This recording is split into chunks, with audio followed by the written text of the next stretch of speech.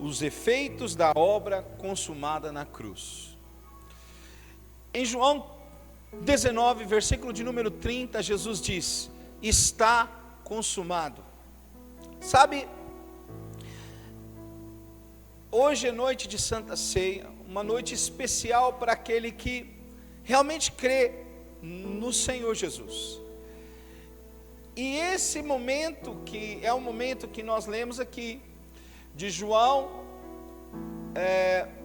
19, versículo de número 30, este momento é um momento fundamental para todo cristão, porque é aqui que a dispensação vira, é onde a palavra da lei acaba e inicia a palavra da graça. Até então, aconteceu muita coisa no cristianismo bíblico, mas daqui para frente existe uma unção liberada na cruz do Calvário sobre as nossas vidas.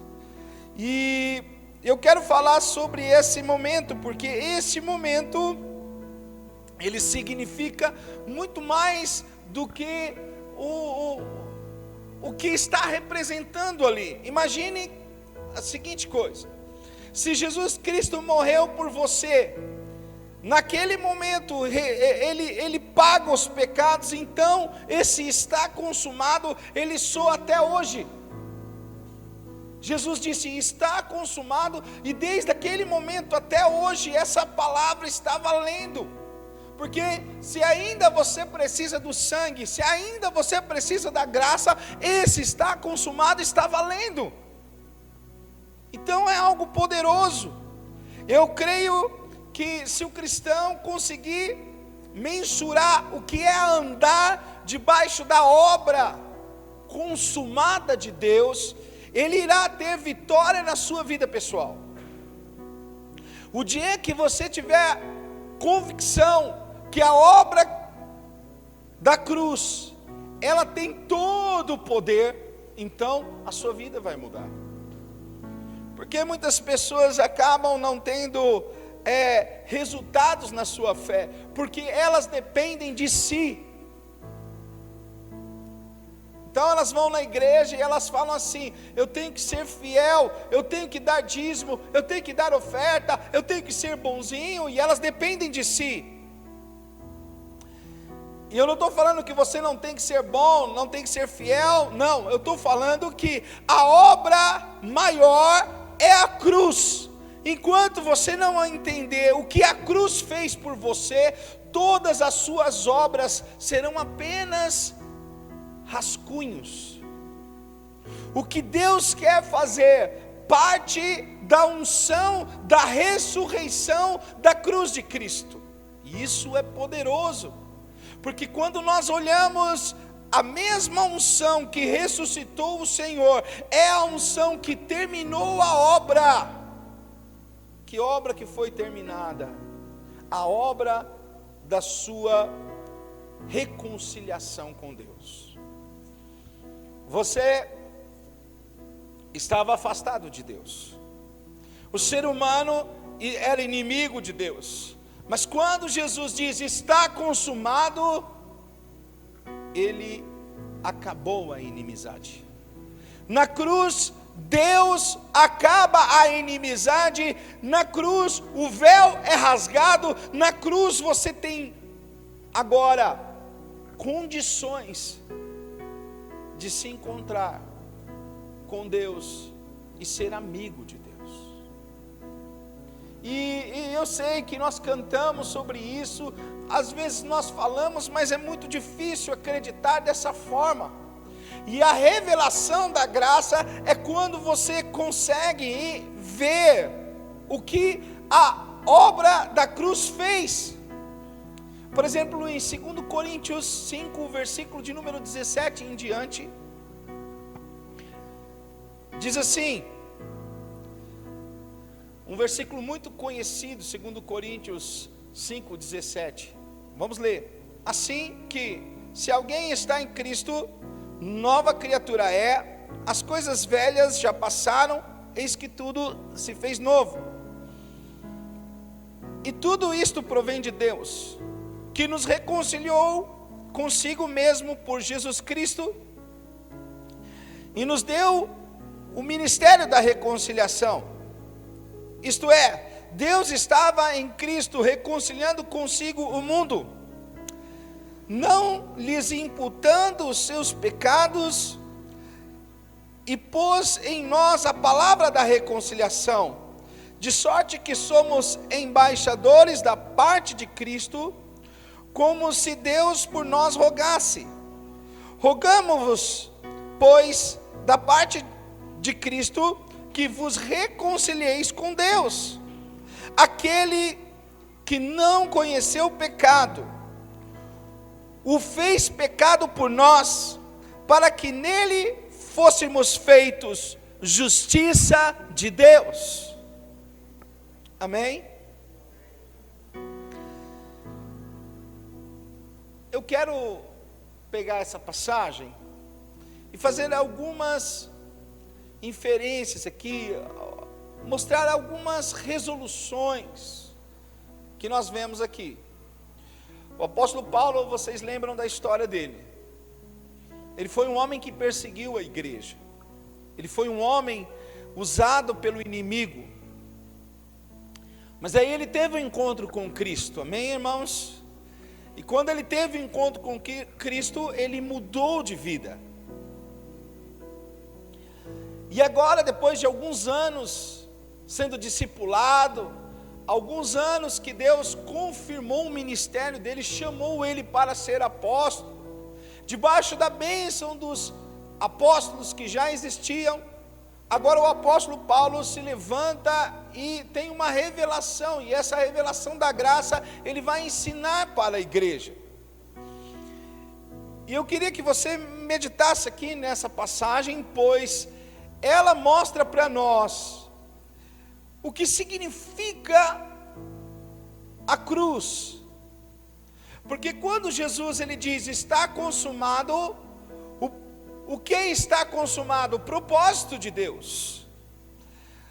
Eu lembro que, algum tempo atrás, eu preguei uma palavra chamada teletestai, que era o preço, era um contrato que se fazia, e quando alguém vinha quitar aquele contrato, se pegava a nota fiscal e se dizia, está consumado, e rasgava. A palavra é teletestais, está consumado, se rasgava aquilo ali, acabou, nunca mais ninguém poderia cobrar de você, porque você quitou a nota, amém, irmãos? Então Jesus está falando, está quitado a nota, acabou.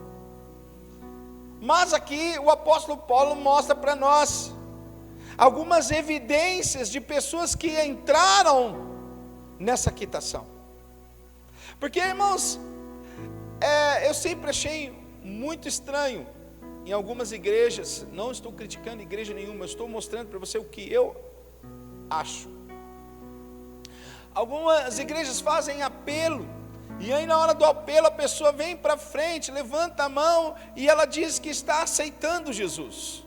Uma vez eu tive uma experiência muito curiosa com uma moça que ela era budista, e a gente falou, olha, se você quiser Jesus, você vem para frente, pregou, ela veio para frente, recebeu oração, e um irmão, depois que ela recebeu oração, ela desceu, e aí o irmão levou ela, para dar um livro para ela, era um livreto que a gente dava. E quando a gente foi dar o livreto para ela e explicou para ela que ela tinha aceitado Jesus, mas que ela precisava negar a fé de Buda, ela falou que não queria. Ela queria até Jesus, mas ela não queria negar a fé no Buda. Então aceitar Jesus não pode ser apenas levantar a mão, ou dizer eu aceito. Aceitar Jesus precisa de um significado maior. A pessoa tem que decidir se batizar. A pessoa tem que decidir abrir mão do pecado e andar em Cristo. Isso é aceitar Jesus. E na Santa Ceia é muito propício falar sobre isso, porque a ceia também é você dizer: eu quero Jesus, e eu quero me alimentar da palavra, eu quero me alimentar do sangue, eu tenho compromisso com Jesus. Isso é Santa Ceia. O problema de muitas pessoas é que elas fazem as coisas por costume, por tradição, por religião, e isso eu não creio que é de todo ruim, mas eu creio que é vazio e que é oco. Você precisa entender que o propósito de Deus na sua vida, Ele é vivo. Você não está aceitando uma religião, você está aceitando uma pessoa, e você precisa orar para essa pessoa, você precisa acreditar que Jesus Cristo está ao seu lado, você precisa falar com Ele como você fala com a sua mãe, com o seu pai, você precisa acreditar numa pessoa ao seu lado. O cristianismo não é uma religião, ela não veio para estabelecer dogmas, ela veio para estabelecer um relacionamento. E aí alguém fala: pastor, eu não concordo muito com esse evangelho da graça, não concordo muito. Preste atenção, muitos não concordam porque na verdade nunca experimentaram. Preste atenção, eu quero me fazer entender nessa noite. O apóstolo Paulo disse nesse versículo aí, versículo 17, ele diz o quê? Assim, aquele que está em Cristo, nova criatura é. As coisas antigas já se passaram, eis que se fizeram novas todas as coisas. Bom, irmãos, primeira coisa que nós vemos nesse versículo é que existem pessoas que não estão em Cristo. Ele diz assim: e assim, se alguém está em Cristo, então existem pessoas que não estão em Cristo. Entende que ele está falando para uma igreja, que é a igreja de Corinto, e ele está falando dentro da igreja existem pessoas que não estão em Cristo. Agora, quem está em Cristo? A pergunta é: como saber se eu estou em Cristo? Como você sabe se a pessoa que está do teu lado está em Cristo ou não? Aí vem a segunda sentença, a segunda realidade, a segunda resolução. Ele fala: quem está em Cristo, nova criatura é.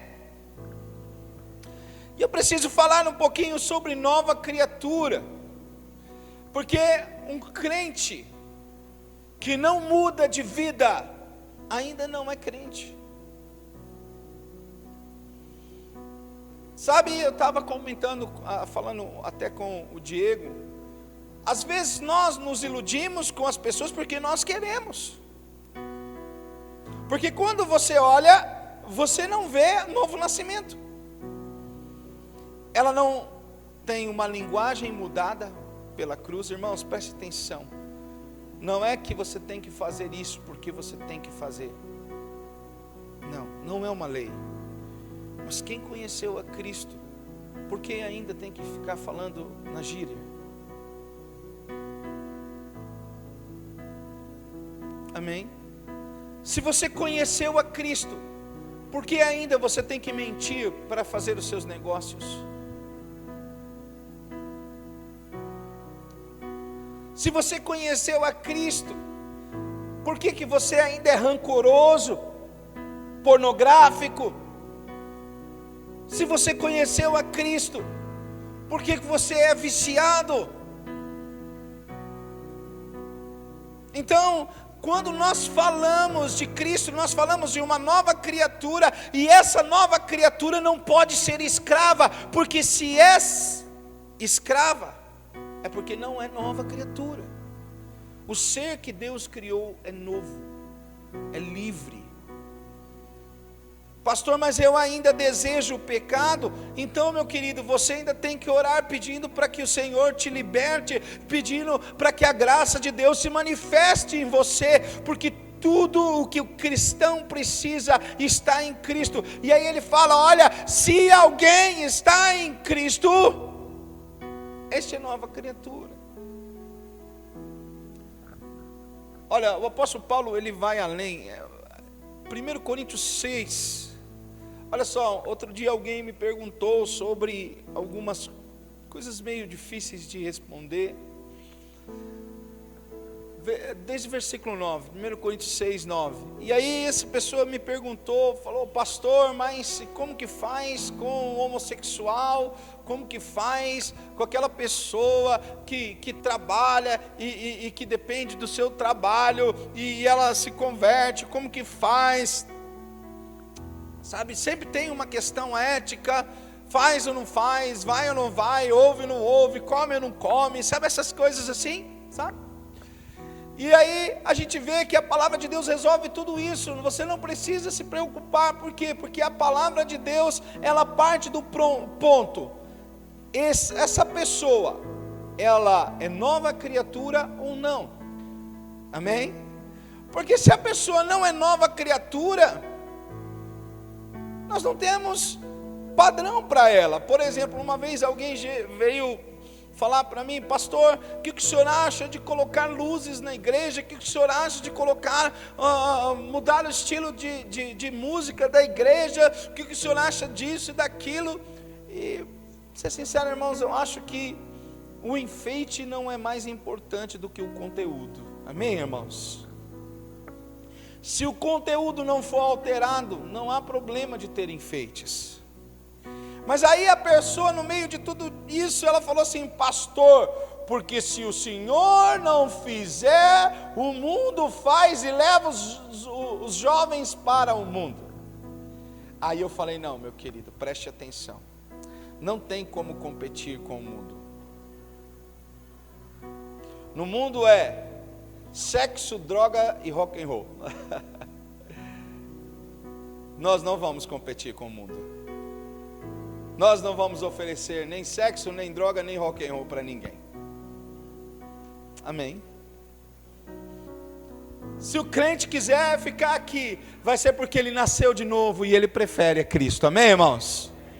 Aleluias!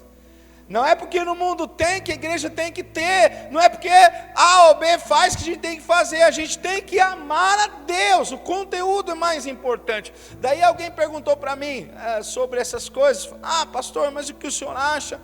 E aí eu achei interessante que, vamos ler, 1 Coríntios 6, 9. Ou não sabeis que os injustos não herdarão o reino de Deus?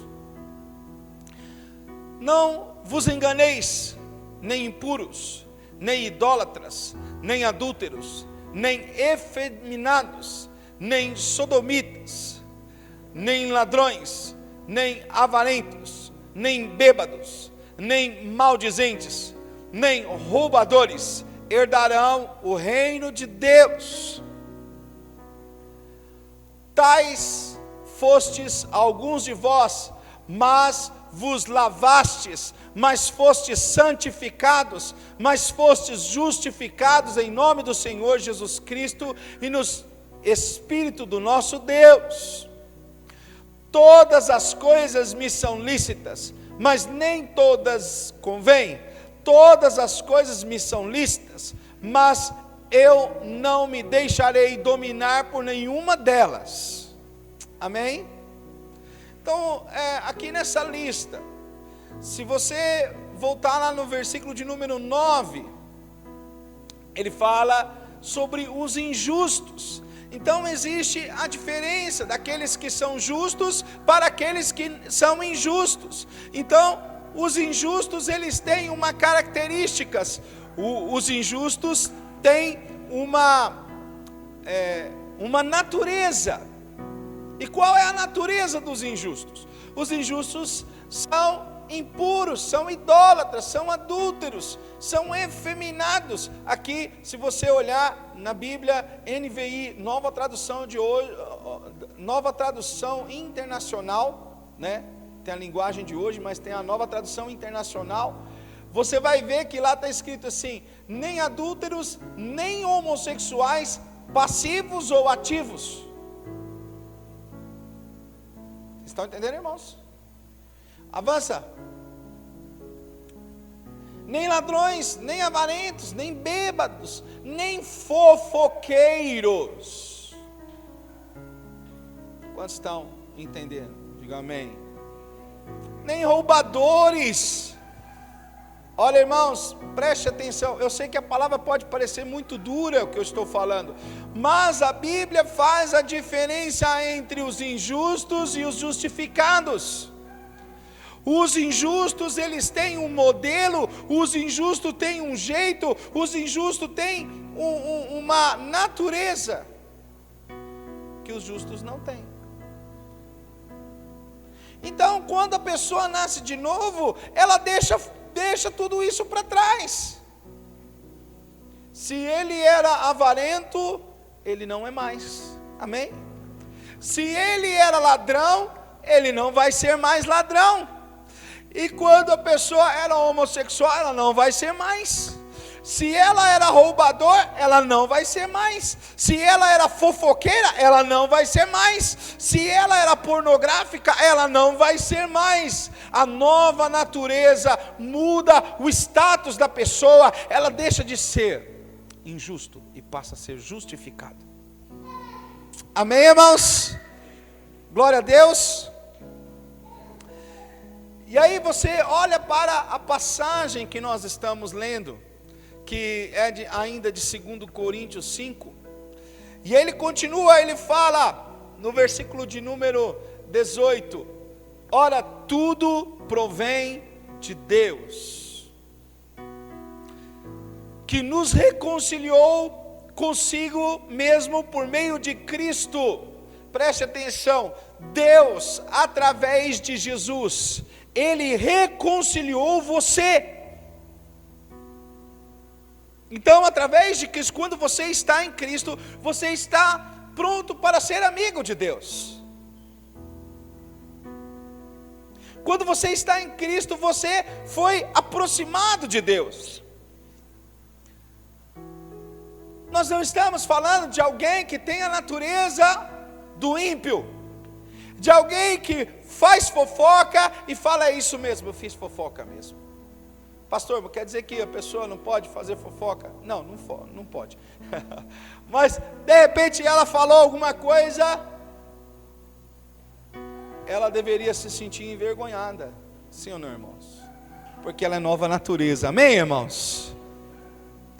Quando a pessoa não sente vergonha do pecado, quando a pessoa não abre mão do pecado, essa pessoa não nasceu de novo, e você não pode se iludir. Sabe por que é bom você não se iludir? Porque você tem a oportunidade de orar por essa pessoa e pedir, Senhor, faça a obra na vida dela. Amém, irmãos? Porque quando você trata o injusto como se ele fosse justo, você está pecando. Quando você vê a injustiça e fala, não tem problema, pode ser injusto assim, essa pessoa não vai mudar. Quando é que essa pessoa vai mudar? Aí o versículo fala, quando você entender que você foi chamado para o ministério da reconciliação. Você vê um injusto, você vê o pecador, e você sabe que ele não faz parte, porque a natureza dele não mudou. Amém, irmão? E aí o que você tem que fazer? Você tem que orar. Deus toca no coração dele, tira ele das trevas e traga ele para a luz, muda a história dele. E isso é o ministério da reconciliação. É quando você vai ministrar a palavra para alguém, sabendo que essa pessoa precisa da palavra, precisa ser liberta. Porque existem pessoas que podem não beber, não fumar, não ter pecados sexuais, mas elas estão profundamente enraizadas na fofoca, na mentira, em pecados que não são morais, mas são pecados da alma. Pessoas que estão extremamente melancólicas, desistidas da própria vida. Você precisa que recebeu a luz, você precisa transbordar a reconciliação na vida dessa pessoa. Você não pode parar. E aí, primeira resolução que nós vemos é que nem todos estão em Cristo. Segundo, que você precisa ser uma nova criatura. Terceiro, Deus te reconciliou com um propósito. Ele te reconciliou para que você fosse um reconciliador. Deus te aproximou porque Ele viu em você a unção necessária, ou Ele viu em você o coração necessário para ser um pregador do Evangelho. Agora avança para nós outra realidade desse texto. Diz que Deus estava em Cristo reconciliando o mundo, não imputando aos homens suas transgressões, e nos confiou a palavra da reconciliação, de sorte que somos embaixadores. Deixa eu falar uma coisa para vocês, irmãos. Não se engane, existem muitos falsos crentes, e é fácil reconhecê-los. Eles não vivem como embaixadores. O que é um embaixador? É uma pessoa que está em outro país, mas ele representa o seu país de origem. Amém? Então, você é japonês e você mora na embaixada do Japão. Na embaixada do Japão, no espaço onde você mora, embora esse espaço esteja no Brasil, a cultura ali é uma cultura japonesa. A comida que mais se come ali é a comida japonesa. A linguagem que se usa ali é uma linguagem japonesa. Porque o embaixador japonês vive pelas regras e pelas leis do seu país de origem. Qual que é o crente verdadeiro? É aquele que vive os céus hoje. Qual é o crente falso? É aquele que vive na igreja, mas na verdade o coração dele é igual ao coração de um ímpio. Pessoas que não têm condições, ela não tem condições de ouvir a palavra, ela não aguenta ouvir pregações, ela não consegue tocar louvores, ela não consegue estar no mesmo ambiente. Por quê? Porque ela deseja o mundo. Se ela deseja o mundo, ela não nasceu de novo. Pastor, mas ela é dizimista. Ok, mas isso não significa ainda novo nascimento. Ela prega o Evangelho, mas isso não significa novo nascimento. O novo nascimento é quando você começa a viver a eternidade após abrir os olhos para a obra consumada da cruz. Isso é o novo nascimento. Quando você abre os olhos, quando você diz, eu sou cristã, nada muda isso. Por exemplo, eu sou pai. Eu não posso dizer para Deus, Deus me tira esse título. Eu não posso devolver os meus filhos no sentido de falar, não quero mais. Isso não existe, porque eu sou. E o que você é, você não pode negar. Quem é um embaixador de Cristo? Esse está em Cristo, e a palavra da cruz vale para ele. Isso não significa que você não vai errar, mas significa que você tem uma natureza. Amém, irmãos? Quantos estão entendendo? Diga amém. Glória a Deus. E por que é interessante nós entendermos isso? Porque eu queria valorizar o último versículo, que é o versículo 21.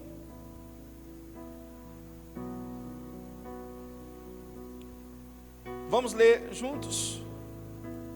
Olha lá, aquele que não conheceu o pecado, Ele o fez pecado por nós, para que nele fôssemos feitos justiça de Deus. Aleluias. Irmãos, Jesus não conheceu o pecado, amém? Quantos creem que Jesus foi para a cruz santo? Diga amém. Amém, crê nisso? Mas Deus permitiu que Ele levasse o nosso pecado. Você imagina como foi algo difícil para Cristo? Um Deus santo se encontrar agora com todos os pecados da raça humana nas suas costas. Por que Deus fez isso? Por que Deus pega alguém limpo e suja esse alguém? Por que Deus pega alguém puro e macula essa pessoa? Porque quando Cristo foi semeado na cruz, em pecado, Ele liberou o direito e Ele pagou todo o direito que o diabo tinha contra a sua vida, toda a dívida que você tinha, Ele pagou. Ele se fez pecado por você. E aí nós vemos o que? Para que Deus fez isso? Para que você hoje fosse justiça de Deus. Estou falando com todos aqui, porque quem foi feito justiça de Deus? Um injusto? Não. Quem foi feito justiça de Deus foi aquele que aceitou a Cristo, aquele que está em Cristo. E aí nós entramos muito mais a fundo, porque esse versículo na NVI diz assim: Deus tornou pecado por nós aquele que não tinha pecado, para que nos tornássemos justiça de Deus. No culto passado eu falei sobre santidade, né? E eu expliquei para você que você é santo, porque o Senhor habita em você. Deus não pode habitar num lugar impuro.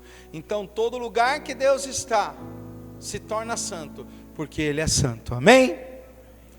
Agora, o que é justiça? Justiça, na realidade, é a condição que você se encontra diante de Deus. Dentro de um reino, nós só temos duas pessoas: aquela que é justa e aquela que é culpada. O justo anda, o justo compra, o justo vive. O culpado paga a sua pena. Ou você é livre, ou você é preso. Ou você é justo, ou você é condenado, amém? Então você merecia ser culpado por causa dos seus pecados, e Jesus mudou isso. Irmãos, na internet nós temos muitas pessoas falando mal da igreja do Senhor, e eu acho impressionante que quando você fala algo ruim, você tem seguidor. Quando você fala algo pejorativo, as pessoas procuram. Mas irmãos, eu queria que você meditasse comigo. Em várias passagens nós vemos que o Senhor colocou alegorias e símbolos explicando quem era a igreja. E dentre algumas, Ele disse que a igreja era a noiva. Ora, não há como você falar mal da noiva e ter o aplauso do noivo. Em algumas das alegorias que Jesus citou, os símbolos, Ele disse que Ele era o cabeça da igreja, a igreja é o corpo. Não há como você agradar a cabeça falando mal do corpo. E aí você fala: pastor, então quer dizer que eu não posso falar mal? Olha, é quase isso. Eu quero dizer para você que você não deve olhar com os olhos da sua carne, porque se Jesus olhasse com os olhos da carne, Ele não teria morrido por você e por mim. Quando você olha para o Simão, você diz: olha, Simão, hoje você troca de nome, você vai ser Pedro. E o Simão erra em um monte de coisa, na verdade, mas o Senhor chama ele de Pedro. E é por isso que o apóstolo Paulo fala: e assim, se alguém está em Cristo, nova criatura é. As coisas velhas já se passaram, eis que se fizeram novas todas as coisas. Por que ele está falando? Porque aquele que nasceu no Senhor, ele pôs um ponto antes de Jesus e depois de Jesus. Antes de Jesus, ele era controlado pela natureza do ímpio, pela natureza do injusto, mas depois de Cristo, a natureza mudou. Ele é uma nova criatura, ele é um embaixador. O que ele quer viver é viver de acordo com o seu país, de acordo com os céus. E Jesus ora: seja feita a tua vontade, assim na terra como nos céus, porque Jesus representava o reino de Deus aqui na terra. Isso é ser um embaixador. Aleluias.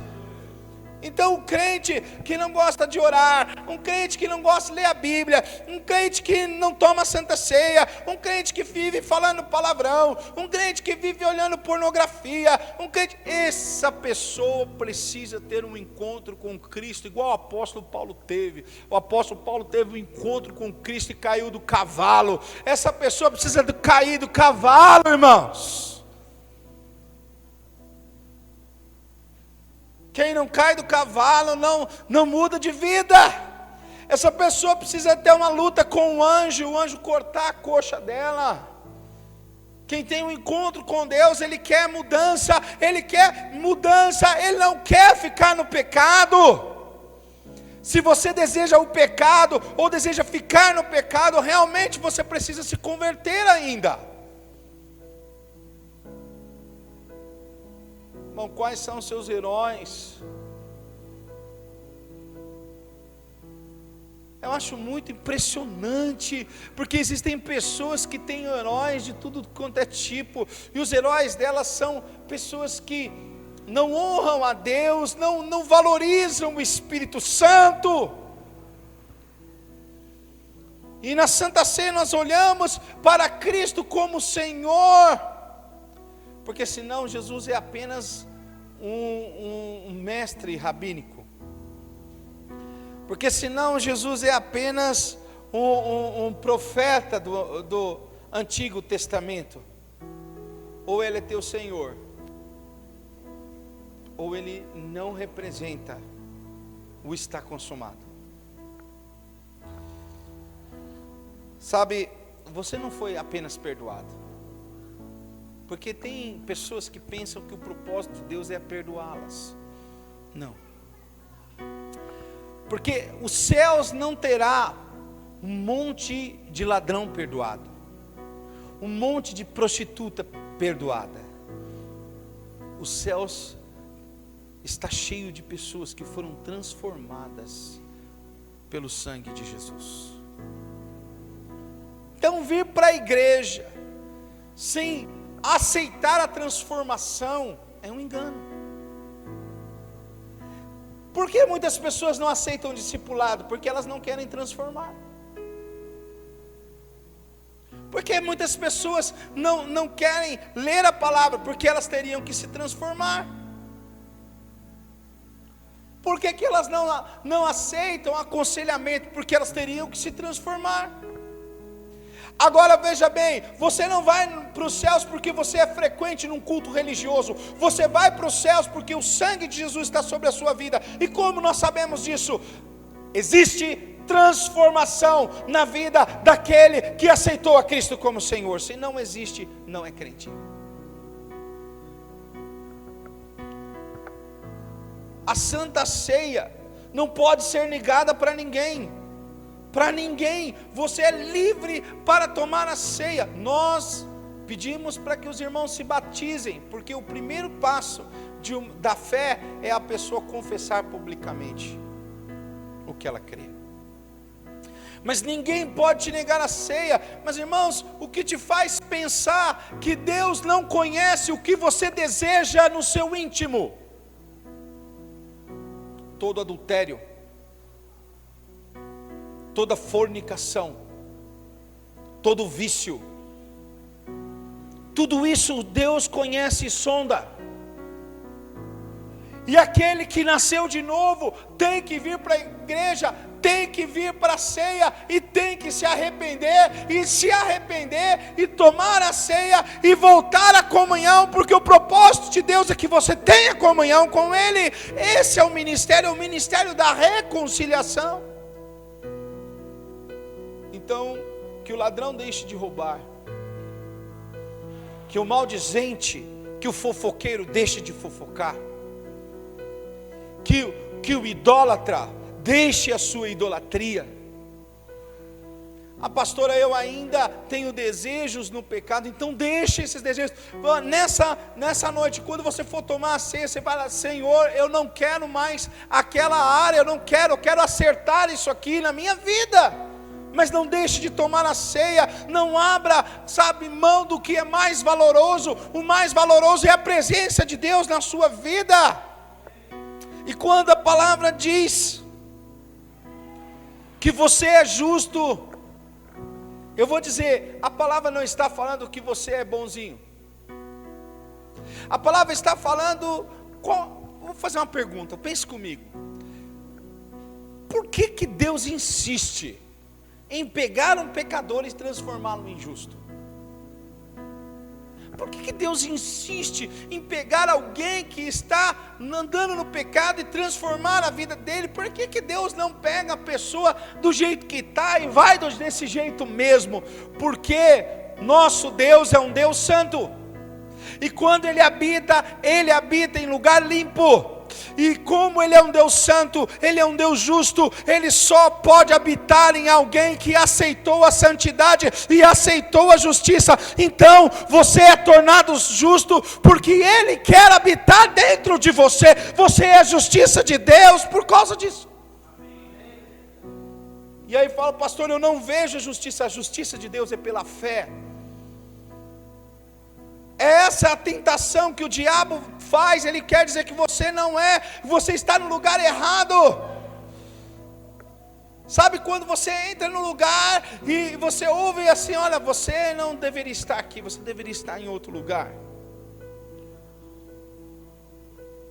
Justiça na Bíblia é quando Deus troca o seu status. Para você entender, não é perdão. Eu não estou falando de política, tá, irmãos? Mas você que tem acompanhado o que tem acontecido com o ex-presidente Lula, preste atenção, assim, olha, irmãos, com a minha humilde opinião, eu acho que se eu tivesse sido condenado, o que eu mais queria era o quê? A liberdade. Sim ou não, irmãos? E eu queria ter o direito de poder voltar a me reunir com a minha família. Mas você sabia que não é esse o propósito do ex-presidente? O ex-presidente, ele não quer ficar livre, porque lhe foi oferecido, se ele fizesse uma delação, eles iriam colocar a tornozeleira nele e ele poderia ser preso, né? Nas suas dependências ali. O que o ex-presidente disse? Eu não quero, eu só vou sair da cadeia quando for considerado inocente. Então ele não quer a liberdade, ele quer ser considerado inocente. Não foi isso que aconteceu. Eu sei que ele saiu e ainda continua sendo culpado, mas ele é um bom exemplo para nós hoje. Porque Deus não quer que você saia da cadeia e continue condenado. Quando Cristo morre na cruz, Ele te faz inocente. Amém? A culpa acabou. O inimigo se levantou e houve as acusações. E, irmãos, e sabe o que aconteceu quando o inimigo se levantou e houve todas as acusações? Você foi considerado culpado. E a tua culpa era a pena de morte. E aí o inimigo falou: agora eu quero que ele morra. Então Cristo se levantou e falou: eu pago a dívida dele. A única forma de um assassino, de um bandido, voltar a ser inocente, irmãos, vocês entendem a palavra inocente? Inocente é aquele que nunca errou. Tanto é que a palavra inocência, ela tem uma durabilidade primária, porque à medida que você erra, você não é mais inocente.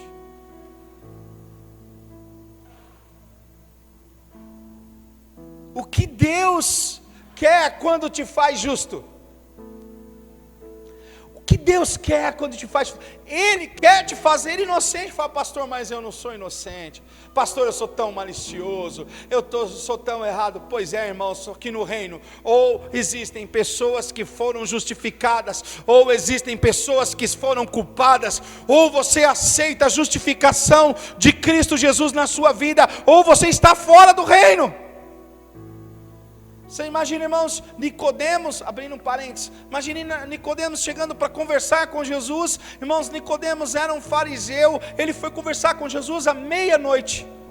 Preste atenção, olha que tremendo. E aí ele chega lá para conversar com Jesus à meia-noite. E aí quando ele está conversando com Jesus, ele pergunta: Jesus, o que eu faço para entrar no reino de Deus? Está lá em João 3. E aí Jesus olha para Nicodemos e fala: olha, Nicodemos, é o seguinte, se você não nascer de novo, você não entra no reino de Deus. João 3, versículo de número 3. Se você não nascer de novo, você não vai entrar. Em verdade vos digo que se alguém não nascer de novo, não pode ver o reino de Deus. Agora, irmãos, você pensa quem era Nicodemos? Nicodemos deveria ser um homem de mais ou menos mais de 60 anos. Porque ninguém era considerado líder dos fariseus se não fosse ancião. Nicodemos era um homem de caráter. Porque para ser líder fariseu, tinha que ter uma família irrepreensível, os filhos deveriam servir ao Senhor. Nicodemos era um homem que não era dado ao vinho. Nicodemos era um homem que ele ensinava os sacerdotes. Nicodemos era um homem de extrema reputação. E quando ele vai falar com Jesus, é interessante que ele vai falar com Jesus. Jesus fala: olha, Nicodemos, preste atenção. Você não vai entrar se você não nascer de novo. Porque é interessante que Jesus poderia ter dito isso para aquela mulher samaritana, não é? Aquela mulher já tinha problema de pecados lá, tinha 5 relacionamentos mal resolvidos, e Jesus não disse isso para ela. Jesus disse: olha, você pecadora precisa beber da água da vida, transformar, porque o dia que você transformar, rios de água vivas fluirão, aleluias. Mas olha só que interessante esse versículo, ele fala: Nicodemos, você só vai entrar se você nascer de novo. Tem pessoas que não vão entrar, vão chegar na porta e falar: não vai entrar porque não nasceu de novo. Quem prefere o pecado não nasceu de novo. É a natureza do porco e a natureza do cordeiro. O que você prefere é o que te distingue no reino. Sabe, eu estava lendo um versículo lá em Romanos 5, versículo 17. E olha só, eu queria que vocês abrissem a Bíblia comigo. Romanos 5, 17.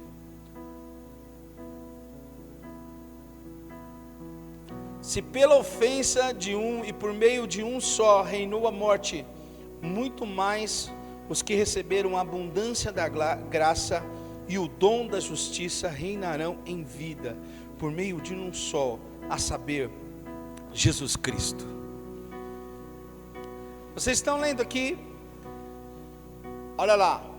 Se pela ofensa de um e por meio de um só reinou a morte, está falando de Adão. Lembra que Adão errou, desobedeceu a Deus, comeu da árvore do conhecimento do bem e do mal. Por causa dele, todos receberam a morte. Se por meio de um a morte reinou, a Bíblia diz: muito mais agora receberão a abundância da graça e o dom da justiça. Quem crê em Cristo recebe o dom da justiça. Amém? Você é justo. Deus quer lhe dar graça. Olha, a abundância da graça. Nós temos falado sobre graça. Graça é favor, graça é bênção, graça é paz, graça é alegria. Deus quer fazer isso por você. Mas a Bíblia diz que é um dom. Muitas pessoas não querem esse dom. Nós estamos hoje diante da ceia. E aí você fala, pastor, mas tá bom, então eu sou santo, o que eu tenho que fazer? Não tenho que fazer nada. Irmãos, toda árvore precisa manifestar os frutos.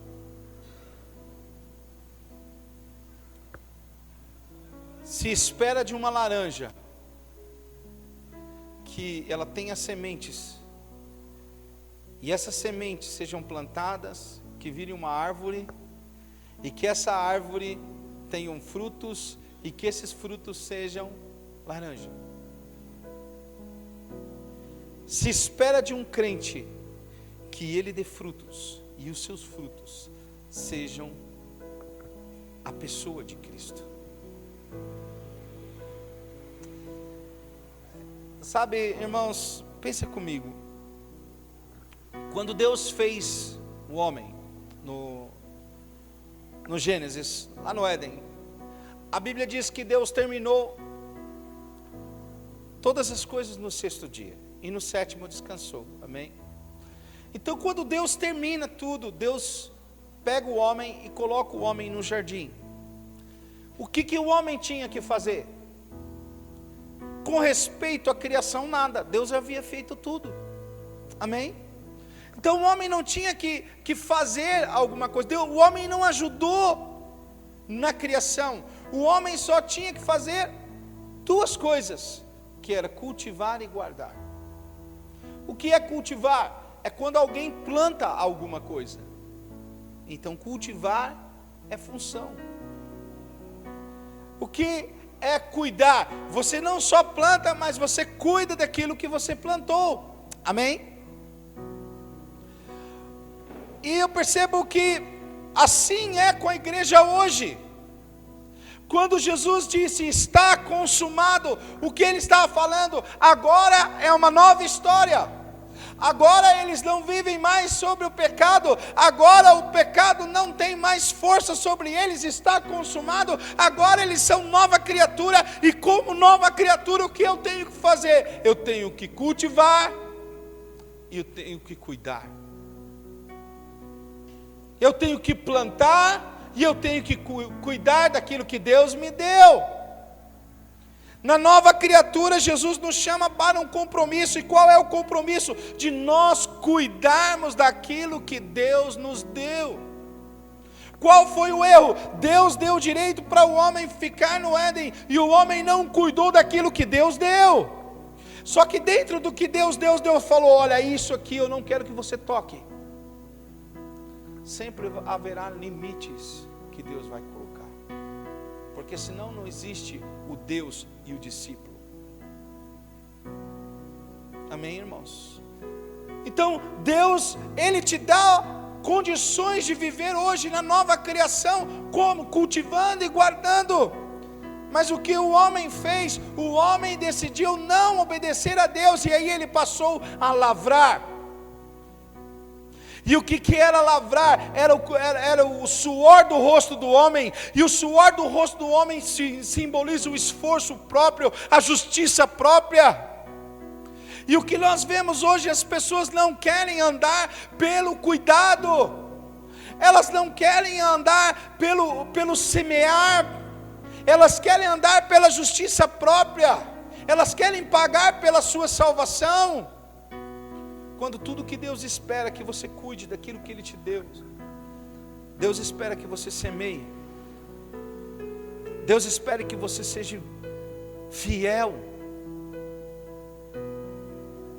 E eu percebo, irmãos, que nós não fomos chamados para sair da posição que Ele nos deu. Qual foi a posição? Foi a justiça. Ele disse que você é justo.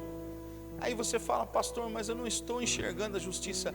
A questão não são as obras, a questão é qual lado dessa equação que você está. Você está nas trevas ou você está na luz? Quem está nas trevas olha para a luz e fala: eu não devo estar lá. Quem está na luz olha para as trevas e diz: eu não devo estar lá. Vocês estão entendendo? Se algum momento você cair, você vai querer levantar, porque você não deveria estar prostrado na lama. Você é da luz. Isso é novo nascimento. Isso é fazer parte do chamado. Isso é fazer parte da ceia. Isso é fazer parte de Cristo. Porque do contrário, irmãos, a pessoa está se enganando. Sabe, o inimigo tem sempre uma estratégia. Quer dizer que você precisa fazer alguma coisa antes de se voltar para Deus. Muitas pessoas dizem assim: não, quando eu parar de beber eu volto para a igreja. Quando eu parar de fumar eu volto para a igreja. Eu não sei, irmão, o que você errou na sua vida. Eu não sei se você casou errado.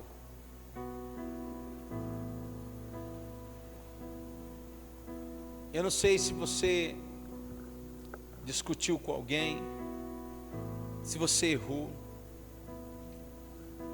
em algo que achava que não deveria. Mas uma coisa eu digo para você: se você aceitou a Cristo, se você está nele, Ele é fiel e justo para mudar a sua história. Isso é nova criatura.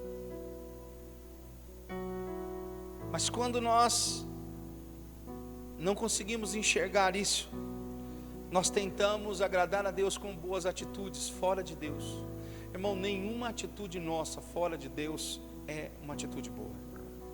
Você só tem atitude boa quando você aceita Jesus em primeiro lugar. Volte-se a Cristo. Eu sei que para alguns irmãos isso é chover no molhado. Pastor, eu já sabia disso, eu conheço. Mas irmão, eu não queria que você tomasse a palavra de hoje como uma palavra nova. Você está aqui para ser alimentado. Porque hoje talvez você não tenha errado com ninguém, mas vai chegar um dia na sua vida que por alguma coisa você vai precisar acreditar que Cristo ainda te prefere. Vai chegar um dia na sua vida que por algum motivo, por algum erro, o diabo vai dizer: olha, você não deveria estar na igreja, porque você vai sujar a igreja, quando na realidade, quando você vem para a igreja, você é lavado e remido pelo sangue do Cordeiro.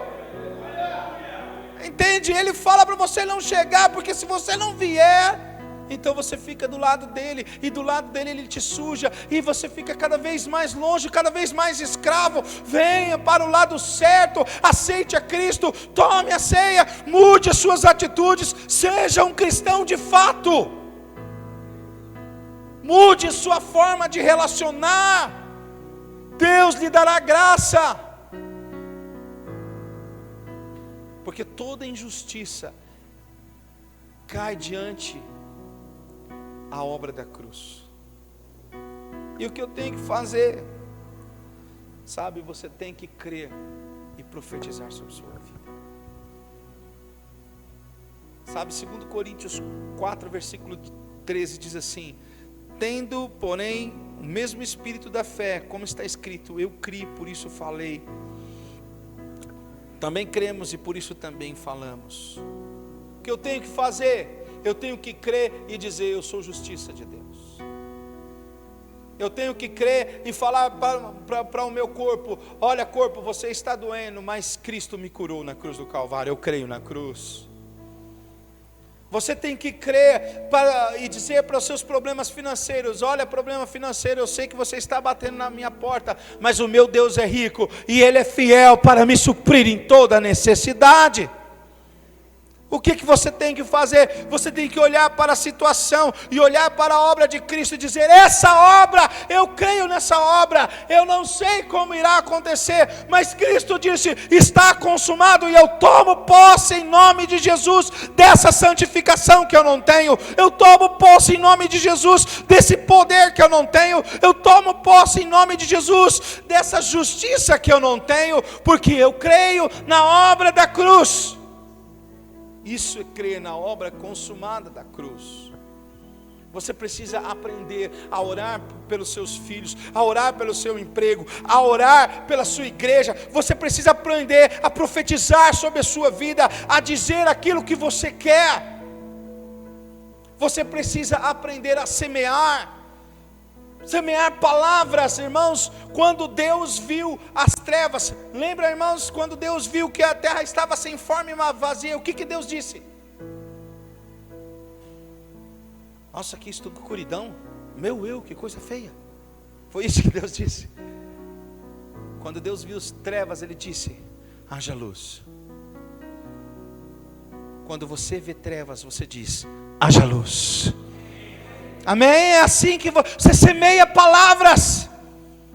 Quando você viu que você errou, você fala: não vou errar mais, vou me levantar, Cristo vai me dar graça, eu sou um homem de Deus, eu sou uma mulher de Deus, eu não sou o que a situação diz que eu sou o que a palavra de Deus diz que eu sou, eu creio nessa realidade, e isso é andar na obra consumada da cruz.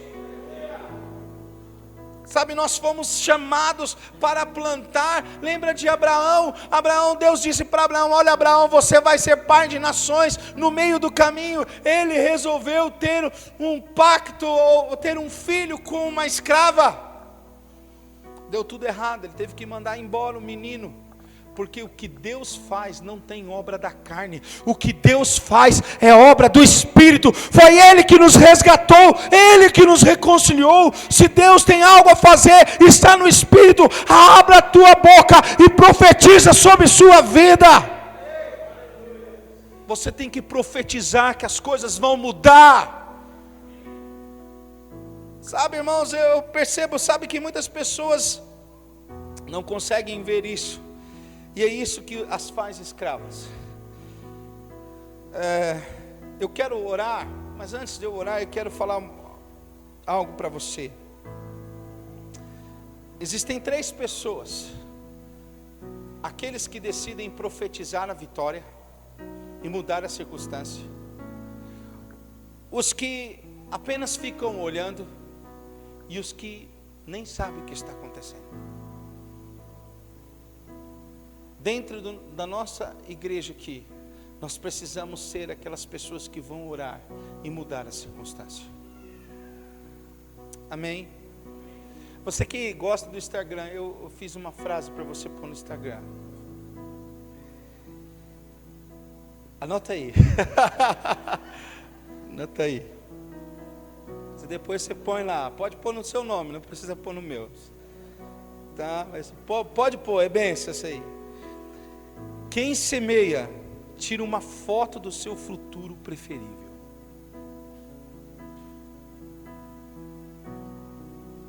Quem semeia, coloca uma estaca plantada no seu futuro. Aprenda a semear. Você quer ter um filho? Então deite-se com a sua esposa, e você vai ter um filho. Profetiza. Você quer prosperidade? Semeia no reino. Jesus disse que aquele que semeia, ele terá de 30, 60 e 100 vezes mais. Amém, irmãos? Foi Jesus que disse isso. Você quer sucesso no seu casamento? Comece a semear no seu casamento palavras de vitória. Comece a semear. Muitos dos nossos traumas estão porque nós paramos de acreditar, paramos de semear, e isso tem impedido o Deus de fluir na nossa vida de forma prática. Semeie no seu ministério. Comece a dizer: eu vou abrir uma célula, eu vou influenciar, a minha vida vai mudar, as coisas vão mudar. Comece a semear, que o poder, o Espírito, o coração vai aquecer de novo, as coisas vão mudar. Aprenda a semear. Irmãos, é assim que Deus faz. Amém? A Bíblia diz que Deus amou o mundo de tal maneira que semeou o seu Filho. Ele semeou o seu Filho, para todo aquele que nele crê não pereça, mas tenha vida eterna. Amém? Eu queria que você se levantasse agora e nessa noite, com base no que nós pregamos, você fizesse uma oração de compromisso.